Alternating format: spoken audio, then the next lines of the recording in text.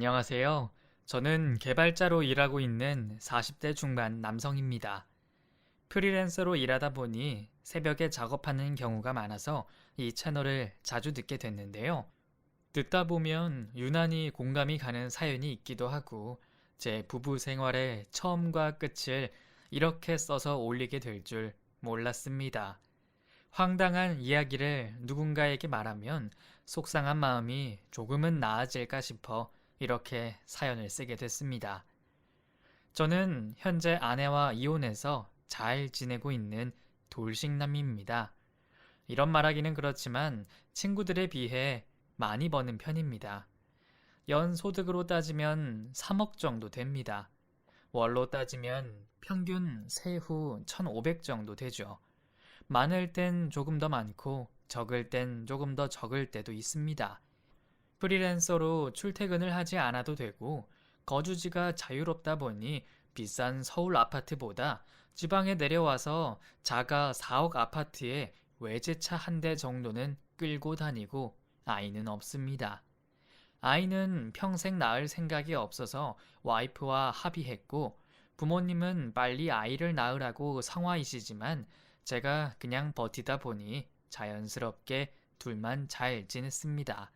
처음부터 제 소득에 대해 얘기하는 이유는 정말 상상하지 못했던 이유로 와이프와 이혼을 결심하게 됐기 때문입니다.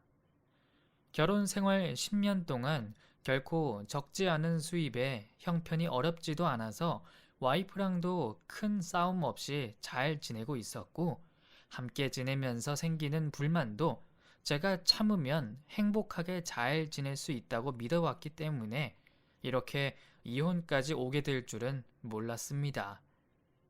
헤어진 제 와이프와는 직장에서 만났습니다. 회사에 다니면서 개발팀의 막내로 일하고 있었을 때였는데 와이프는 회사 격리 업무를 맡고 있었고 저는 그때부터 재테크에 눈을 뜨게 되어서 월급이나 세금 관련해서 이야기를 몇 번 나누다 보니 친분이 쌓이게 됐습니다. 처음 먼저 말을 걸었던 건 와이프였어요. 와, 이번에도 정확하게 맞춰서 보내셨네요. 책임님처럼 영수증이랑 관련 서류들 착착 정리해서 보내는 사람도 없을걸요? 아니에요. 제가 이런 건 꼼꼼하게 맞춰놔야 직성이 풀리는 성격이라서요. 덕분에 제가 항상 개발팀 정산 때마다 수월해요. 정말 감사해요. 뭘요? 그럼 수고하세요. 잠깐만요. 책임님, 오늘 저녁에 시간 어떠세요? 지난번에 물어보셨던 보험 상품이랑 적금 관련해서 말씀드리려는데 업무 시간은 좀 그래서 한두 번 저녁 식사를 같이 하다 보니까 재테크 관련 이야기에서 서로 취미 생활에 대한 이야기도 하게 되고 매번 저녁 식사를 하다 보니까 식성도 비슷하고 신중하고 꼼꼼한 성격이라는 점이 서로 잘 맞았죠. 서로 거의 미쳐 있다시피 매일 만났고 잠시라도 떨어져 있을 땐 다 읽기도 버거울 정도로 서로 톡을 주고받고 저도 와이프를 많이 사랑했지만 와이프도 저를 많이 사랑했습니다.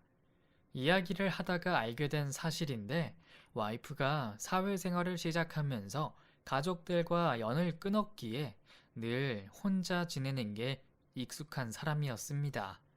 그래서인지 외로움도 많이 타고 저에게 의지를 많이 했죠. 저 또한 부모님과 사이가 썩 좋지 않고 어릴 때부터 떨어져서 지냈던 터라 아무런 의심 없이 모든 것을 받아줬죠. 이제 진짜 자야겠다. 잘 자. 응, 오빠도 얼른 자. 피곤하지?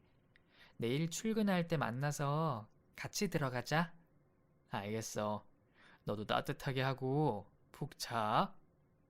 매일 밤마다 전화 통화를 하면서도 목소리가 듣고 싶어서 못 참겠다고 5분도 안 돼서 전화가 또 오고 그렇게 통화하다 또 이젠 진짜 잘 자 하고 끊으면 또다시 몇 분 안 돼서 전화가 오고 몇 번이나 이렇게 전화했을 정도니까요.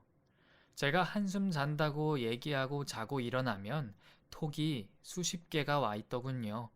하지만 부담이 되거나 싫진 않았습니다. 저도 많이 사랑하는 여자니까요. 그리고 부끄럽지만 그때는 제가 월급이 더 적어서 아내가 자주 계산을 했었거든요. 제가 자존심 상해하는 기색을 내비치자 아내가 먼저 데이트 통장 얘기를 꺼냈어요. 자, 카드. 이게 뭐야? 매번 내가 계산하러 갈 때마다 오빠가 눈치 보는 것 같아서 내가 하나 만들었어. 여유 생기는 돈 각자 입금하고 계산은 오빠가 하자. 아니, 뭘 이렇게까지 해? 그게 내가 마음이 더 편해서 그래. 요즘 보니까 나 만나느라 적금도 많이 못 넣고 있잖아. 우리 둘 다 이제 정신 차리고 효율적으로 지내야 돼. 그러네. 우리 너무 빠져 있었다. 그치? 그럼 나는 지금의 우리도 중요하지만 미래의 우리 모습이 더 중요해. 대신 그때까지 우리 알콩달콩 잘 만난다고 약속해. 알겠지? 사소한 것에 마음을 쓰고 이후에 데이트 비용까지 잘 관리하는 모습을 보면서 저는 와이프에게 또 한 번 반하게 됐습니다. 와이프도 점차 안정을 찾아갔고 서로 바쁘더라도 이해할 수 있는 성숙한 연애를 3년 정도 했습니다. 신기하게도 와이프를 만나면서 회사의 규모도 점점 커졌어요.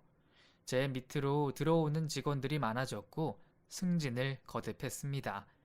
덕분에 저는 다양한 업무를 진행하면서 차근차근 경력을 쌓아갔죠. 틈틈이 회사 몰래 외주 일을 하면서 포트폴리오를 만들었고요. 하지만 프로젝트가 끝나기 전까지 매일 밤을 새고 집에 가서도 남은 일을 하다 보니 문득 회의감이 들었습니다. 내가 누굴 위해서 일하는지 혼란스럽더라고요. 자기야, 나 이 회사 그만둘까? 왜? 무슨 일 있어? 이번에 하는 프로젝트 안 그래도 윗선에서 말이 많던데 힘들어서 그래? 아니, 그냥 매번 집에도 못 들어가고 자기 만나는 시간도 없는 채로 일하는 게 싫어서 그렇지. 나는 괜찮아. 우리 서로 미래를 열심히 일하고 있는 거니까. 지금 내가 조금 더 기다리면 자기가 더 높은 자리도 올라가고 연봉도 더 오를 텐데. 그 말은 우리 서로 미래까지 계속 만나자는 거야? 몰랐어? 우리가 이렇게 서로 잘 맞는데 누굴 만나려고? 나랑 결혼해야지. 벌써 연봉 걱정하는 거 보면 마누라 다 됐네. 남편이 얼마나 벌어올까 걱정부터 되는 거야? 걱정하지 마. 나는 자기가 이렇게 고생하고 열심히 해서 번 돈 절대 허투루 쓰지 않을 거니까. 알지. 당연히 알지. 우리 여보가 얼마나 꼼꼼하고 현명한 여잔데. 항상 고마워. 정말. 가장 힘들고 고민이 많았던 초년생 시절, 와이프는 저에게 큰 의지가 됐고, 저는 든든한 응원과 격려에 힘입어 퇴사를 결정하게 됐습니다. 평소에 프로젝트 관리를 잘하는 제 성격 덕분인지 밖에서도 저를 찾아주시는 분들이 많았어요. 열심히 하는 만큼 수입이 급격히 늘어나고 나이도 30대 중반이 되어 가자 저는 슬슬 와이프와 결혼을 결심하게 됐습니다. 워낙 둘 다 꼼꼼한 성격이라서 결혼 준비는 수월했고 양가 부모님 도움 전혀 받지 않고 결혼을 했습니다. 신혼이라 얼굴만 봐도 행복했고 남들과 다름없는 행복한 신혼 생활을 했습니다. 근데 제가 일이 끝나면 집에서 컴퓨터를 하면서 스트레스를 푸는 성격입니다. 제가 밖에 나가서 술을 자주 마시는 성격도 아니고 다른 여자와 바람도 안 피우고 크고 작은 사고 없이 결혼 생활을 유지하고 있었는데요. 그리고 제가 밖에서 점심을 먹거나 하면 와이프한테 전화를 해서 이런저런 얘기를 하며 거의 매일 통화를 하는데 결혼 생활을 이어나가는 어느 순간부터 와이프가 가끔씩 전화를 안 받았어요. 어디야? 혼자 노는 거야? 아니면 누구 만나는 거야? 아니, 그게 왜 궁금해? 물어보지 마. 신경질적으로 전화를 끊더라고요. 기분이 안 좋았지만 뭔가 이유가 있겠지 싶어 그날 와이프한테 물어봤습니다. 그냥 아는 지인 만나고 왔다. 이렇게만 이야기하더라고요.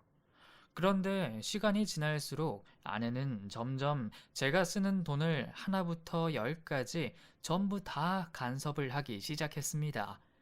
와이프는 경제권을 자기가 담당하기를 원하고 저에게 카드만 줄 테니 카드만 쓰고 현금 필요한 상황이 올 수 있으니까 현금은 비상금으로 쓰고 평일에는 카드로만 쓰라더군요.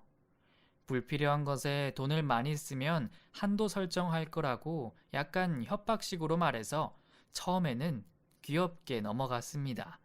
왜 이렇게 하는 이유를 물어보니 제가 돈에 대한 개념이 와이프보다는 많이 없다고 하더라고요. 제가 돈에 대한 개념이 없지도 않거니